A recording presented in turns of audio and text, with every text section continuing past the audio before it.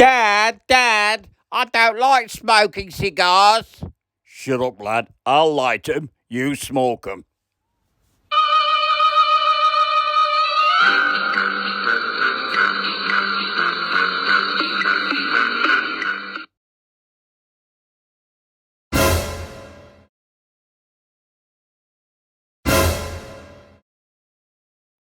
After you've read the sergeant's letter, are you coming for a swim with me? Nibble, nibble. Good morning. 1st of June 2020. I got my white rabbits in this morning. Did you? Pinch and a punch, first of the month. It's another lovely sunny day, but I'm going to sit here because I think I function better in the studio.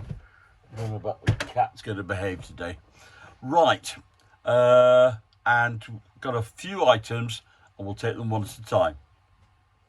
First one is in the summer of 2009, I was holidaying with my daughter in Exeter, a lovely city, and we were at a lovely old pub opposite the cathedral, and I noticed on the table a very unusual placemat, and it says that in this life there are but 3 things worth employing one's right hand for. So I looked on.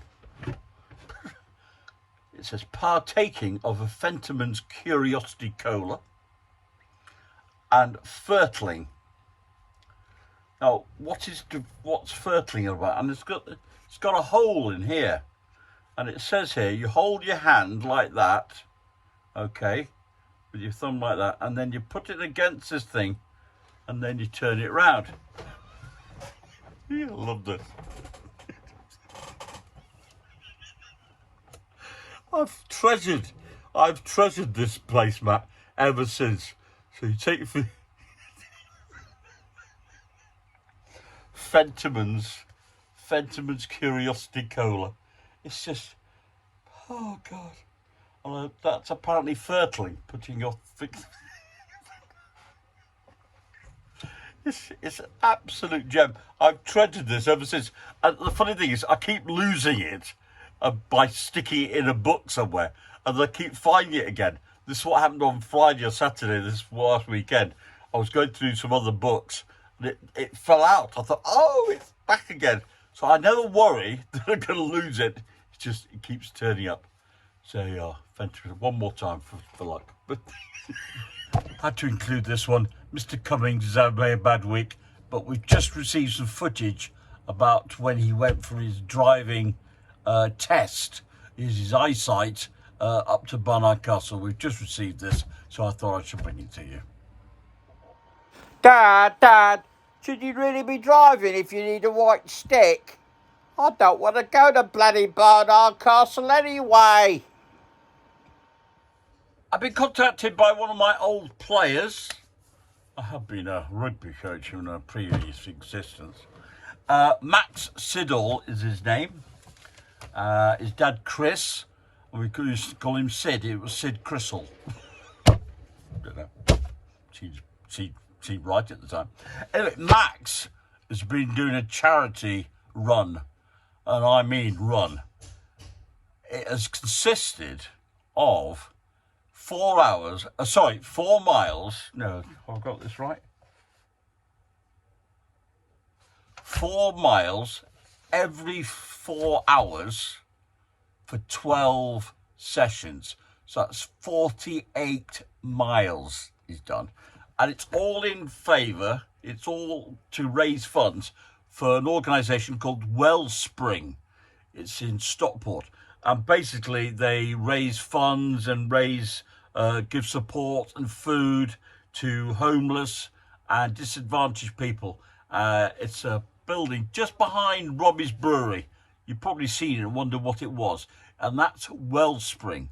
And they're trying to raise a bucket load of money. Well, obviously, the times that we're in, it's been a particular resource for people who have been in difficulties. So I'm hoping that there's a clip now from Max, good strapping lad. What worries me is this shirt still fits him from must be about 10 years ago. I got these shirts bought for the boys before we played in the final. And when what age group? I think they were 14, 15 at the time, and it still fits him. I think I bought them on the big side. That's Max's. Max is still playing at the rugby club. Right, so here's Max with a few wise words. Hi Sergeant, Max Siddall here from Stockport Force fame. Currently 12 hours and 12 miles into my 48 mile run. So it's 4 miles every 4 hours on the hour for 48 hours. Running for the WELLSPRING in Stockport represent. The link's in the bio. I'm sure my old man will send it through and you can work out all your technological wizardry and put a link on the screen for all the fans. But I hope you're keeping well. See you later, sports fans. I've heard about Max's efforts in his walk, and he's raised over £3,000. So if you can top that up a little bit, that'd be absolutely fantastic.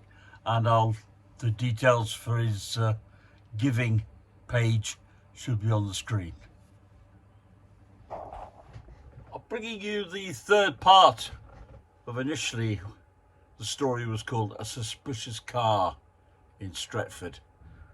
And so far we've got two guys who have met in a pub, and they've landed up getting home and suspicious circumstances leading to their arrest, and they're saying that one of them found the car empty near to the Rembrandt pub in Manchester with its keys in, and they've taken it and they've driven off in it, and they know nothing about the driver. So we've made inquiries, and it's got to about 7 o'clock in the morning, and I'm gone home after submitting a report. When I get back in, it turns out that everything has been revealed. Now, the way I'm going to do this is that I've got both their statements under caution in front of me, and until up to the point where they get to the Rembrandt, the story is exactly the same. Davidson names some of the pubs that they've been to, but they get to the Rembrandt, and this is his version of events. We had a drink in there, the Rembrandt, and then he phoned for a taxi again. It was there in about half an hour later, and the pair of them, him and Eric Law, were waiting outside for it. And he knew the Indian taxi driver, who he knew as George. And he said, "Hi, where are you going?" And I said, "Stretford." He gets in the front seat next to the driver, and Eric got in behind the driver. And then we drove off towards Stretford. He knew where I lived, and I asked him to drive us home. When we got there, I asked him to drive past the house towards the boneyard, and he says fine. When he stopped, I asked him how much, and he said 120 or 130. I gave him 150 and said keep the change. Eric's version, then Davidson rang for another taxi. We went out and waited for the taxi, and I got in the back seat. So it's exactly what he says. And David got in the front. I noticed that the driver was Indian. We drove out Stretford way, and then my mind started to, then things started to click. Over the years of, how can I put it, living in Birmingham, lodging around with a young family and not being able to get proper accommodation, they seem to have it all. although I fought for king and country through the war, and having worked on the Ugandan resettlement board, they come over here with next to nothing and leave with tea chests full of blankets and things. So the car stops, and the money is negotiated. Then swapping back to Davidson's statement. I turned to open the door when something hit me in the arm. I turned round and Eric had his tie round the driver's throat, pulling like mad. There was a knot in the centre of his throat. Eric was shouting at me, pull his hands down, pull his bloody hands down. So I pulled George's hands down and held them down while shitting myself in case he did it to me. Eric says, the car stopped and everything seemed to go haywire. Then I took my tie off, put a knot in it and threw it over the wog's head and just kept pulling. I just kept pulling and pulling and twisting. Somehow he came over into the back of the car. I kept pulling and had my foot on his chest. I started to, panic and said, we got to get shut. We didn't have to hang about there. So David drove the car off up this road somewhere. Then we got to this field effort, and Dave drove the car into it and we dumped the body out. And I was getting more panicky. Then just in case anybody saw us, I sort of dragged it into the long grass. Then I went through his pockets, and the arse pocket I found 5 or 6 quid, which I took and gave half to David. And basically Davidson says exactly the same thing. He says the driver was struggling for a while and I kept holding his hands down.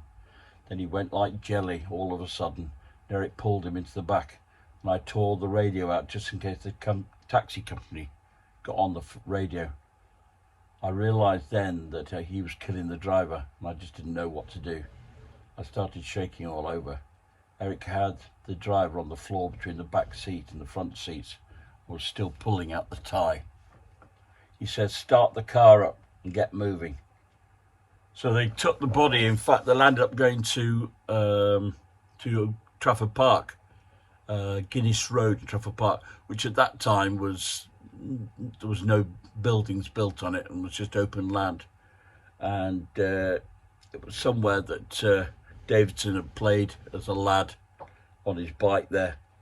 But extraordinarily, after they'd done all this, do they get rid of the car? Well, no. They then go for a pint in a pub.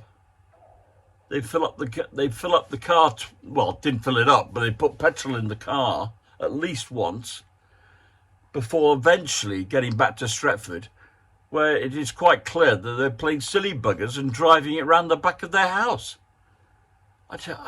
Just unbelievable. But there you go. Apparently, the story all broke because Lord was being interviewed, and he suddenly broke down and said, "Yeah, the young lad did it with a rope, just out the blue."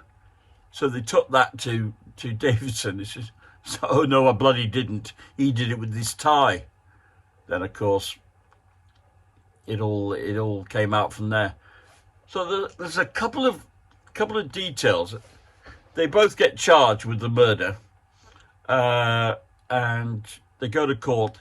Eric pleads guilty. Davidson pleads not guilty, but is convicted. The jury was only out for 25 minutes, and they both got life. But there's a couple of details here. Remember going back that the taxi was that they called for was by somebody called Bill. So why did Davidson give a false name? And 1043 10th Street turned out to be Lord's mother's address. Now That seems very strange. Now, did they actually drive to Trafford Park?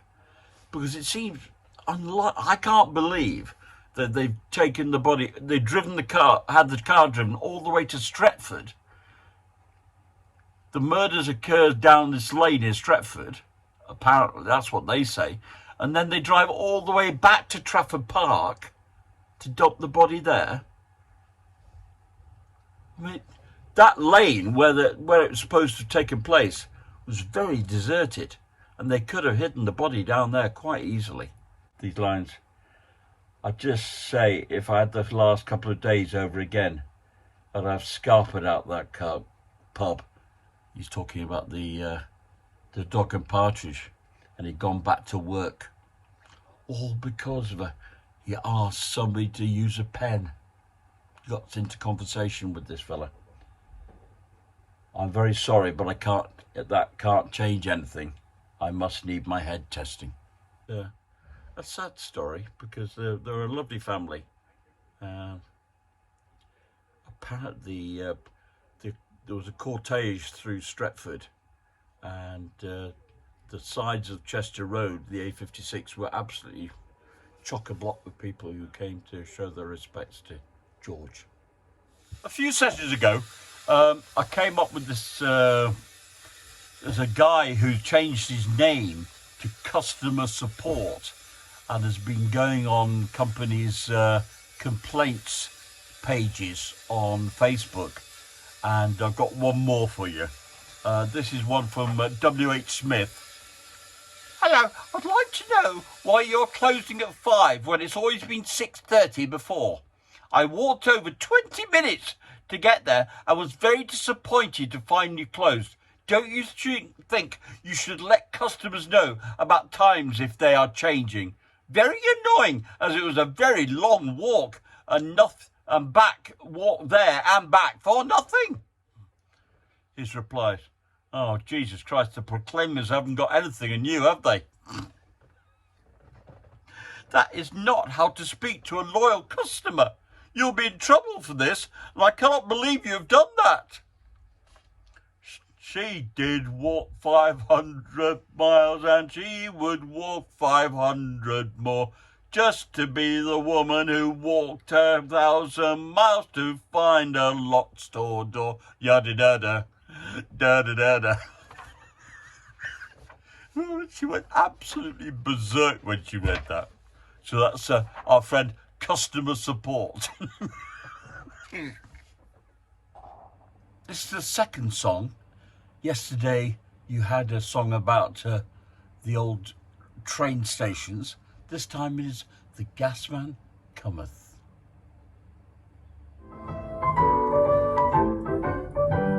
'Twas on a Monday morning, the gas man came to call. The gas tap wouldn't turn, I wasn't getting gas at all. He tore out all the skirting boards to try and find the main, and I had to call a carpenter to put them back again. Oh, it all makes work for the working man to do.